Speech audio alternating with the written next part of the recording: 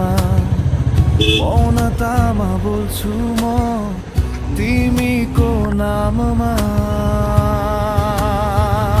मेरो मुटुको गहिरो कुरा तिमीलाई मात्र सुनिन्थ्यो, तिम्रो स्पर्शमा हराएको म आफैलाई देखेकिन्थ्यो। आधुनिकै भाकामा बगेर माया आज पनि उस्तै छ, फेरि सम्झनामा टल्किन्छ तिम्रो मिठो चेहरा,